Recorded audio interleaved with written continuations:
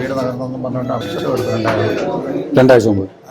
അപ്പം വിയുടെ റിപ്പോർട്ട് വാങ്ങിച്ചത് ഞാൻ സെക്രട്ടറി ഫോർവേഡ് ചെയ്ത് അയച്ചിട്ടുണ്ട്. അപ്പോൾ അദ്ദേഹം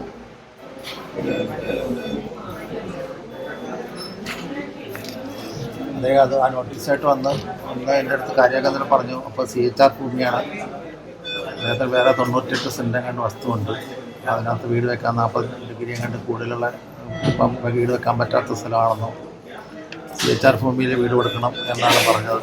CHR ഭൂമിയിൽ ജില്ലാ കളക്ടർ പോലും അനുമതിയൊന്നുമില്ല എന്ന് പറഞ്ഞപ്പോഴത്തേന് അദ്ദേഹം ജില്ലാ കളക്ടറെയൊക്കെ ജാതി വിളിച്ചും അദ്ദേഹം വേറെ രീതിയിൽ ആക്ഷേപിച്ച് സംസാരിച്ചു.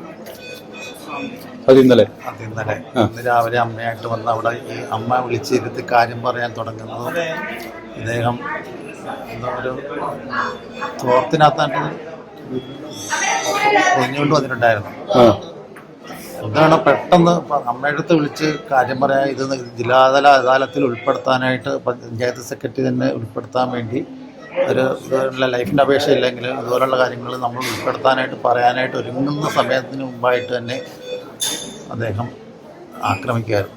ഈ തോർത്തിൻ്റെ അത് കിട്ടിയ ഉണ്ടോ? തലയിൽ എന്തോ അടിച്ചായിട്ട് എനിക്ക് തോന്നുന്നു. തോർത്തിൻ്റെ അതിൽ പൊതിഞ്ഞുകൊണ്ട് തേങ്ങ പൊതിഞ്ഞുകൊണ്ട്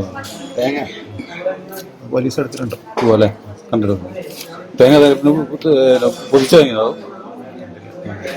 ജീവനക്കാർ പറഞ്ഞു അത് കൊണ്ട് വീശി തലക്കടിച്ചല്ലേ?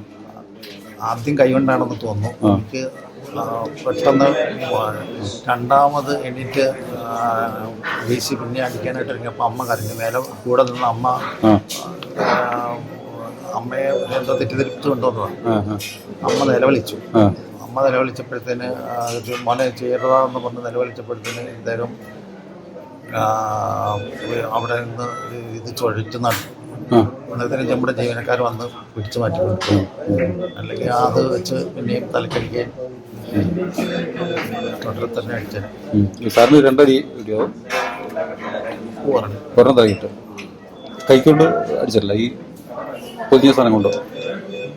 ഞാൻ പറഞ്ഞില്ലയോ, കൈ പറഞ്ഞു തീരുന്നതിന് മുമ്പേ ഇങ്ങനെ എങ്ങനെ സാറിന് പേര്? ജോജോ. എങ്ങനെ മുതലൂര്?